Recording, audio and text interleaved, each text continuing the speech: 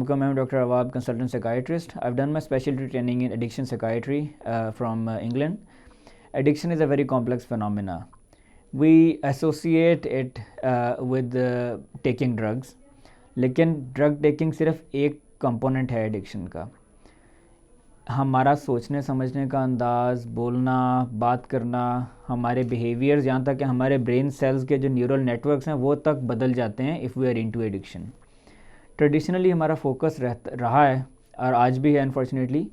जो लोग एडिक्शन का शिकार हों उन्हें ब्लेम किया जाता है इस चीज़ के लिए, या उन्हें समझाने की बहुत कोशिश की जाती है. अक्सर बुरा भला भी कहा जाता है for all the right reasons, लेकिन अप्रोच कदरे सख्त होती है. अब फोकस बदल चुका हुआ है. जो मॉडर्न एविडेंस है वो फोकस करता है on enabling people who are into some addiction. For example, मेरे पास जब पेशेंट की फैमिलीज़ आती हैं, ऐसे पेशेंट्स नहीं, उनकी फैमिलीज़ ये कहती हैं, नंबर 1 इनकी मंशियात छुड़वा दें, एब्सटिनेंस, और नंबर 2 इन्हें समझाएं. This is where modern evidence comes in. किसी को मंशियात से दूर कर देना एडिक्शन का तोड़ नहीं है. एब्सटिनेंस एक बहुत इंपॉर्टेंट कंपोनेंट है, लेकिन की सोल्यूशन नहीं है. हमारा पर्पस होता है सबसे पहले जो इन लोगों के अंदर एक पिंक क्लाउड सिंड्रोम जिसको हम कहते हैं, अपने इर्द गिर्द दिखाई नहीं देता.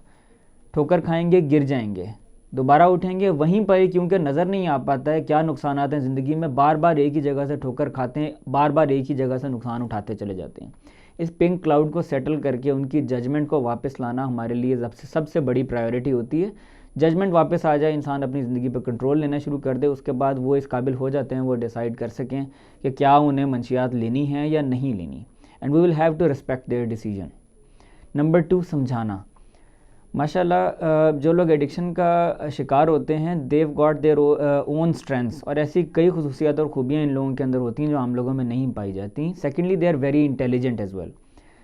ऑलरेडी इंटेलिजेंट लोगों को समझाना एक कदरे ट्रिकी टास्क होता है. Secondly, already society, family members, हर कोई कोशिश कर चुका होता है, उसके बाद ही पेशेंट हम तक आता है. अगर हमने भी समझाना हो तो पेशेंट ऑलरेडी हमसे यही एक्सपेक्ट कर रहा होता है कि मैं इनके पास जाऊंगा और ये मुझे ट्रस्ट नहीं करेंगे और मुझे सख्त अल्फाज के साथ या किसी तरीके से समझाने की कोशिश की जाएगी. आने से पहले वो ये माइंडसेट बना के हाँ में हाँ मिलाने लग जाते हैं. Until and unless we start to hear them out, उनकी लाइफ स्टोरी क्या है, उनके during the process of addiction उनके क्या एक्सपीरियंस रहे हैं, उनको किस तरीके से वो परसीव करते हैं, और before the time that they were addicted उनकी ज़िंदगी कैसी थी, उस वक्त उनके चैलेंजेस क्या थे और आज क्या हैं, और इन्हें इनेबल कर दिया जाए कि ये रिफ़्लेक्ट कर पाएँ अपने ही एक्सपीरियंसेस के ऊपर. उसके बाद इनका एक गेम चेंजर हो सकता है इनके लिए, जब वो ये आइडेंटिफाई कर लें कि हमारी ज़िंदगी में तब क्या प्रॉब्लम्स थी, हम कैसे ख़ुद को इनेबल्ड फील करते थे और अब कैसे करते हैं. जजमेंट वापस आ चुकी है, ज़िंदगी पर कंट्रोल कौन नहीं लेना चाहता, यकीनन ऐसे लोग भी लेना चाहते हैं. उसके बाद जब ये रिफ़्लेक्ट कर जाएंगे तो एक बहुत अच्छा चांस हो सकता है कि ये अपनी इस पूरी हैबिट से बाहर आ जाएं. और इसलिए भी ये इंपॉर्टेंट है कि ये प्रोसेस घर में ही स्टार्ट हो सकता है. अगर मुझ तक या मेरे जैसे किसी के पास आने से पहले ही फैमिली इस अप्रोच को अपना ले कि hear them speak their heart out, और उसके बाद देखेंगे क्या वो रिफ़्लेक्ट करने के बाद रेडी फील करते हैं या नहीं करते हैं. अगर आपको या किसी प्यारे को किसी किस्म की एडिक्शन से रिलेटेड हेल्प की ज़रूरत हो तो my team and I are always here at Inside Health care.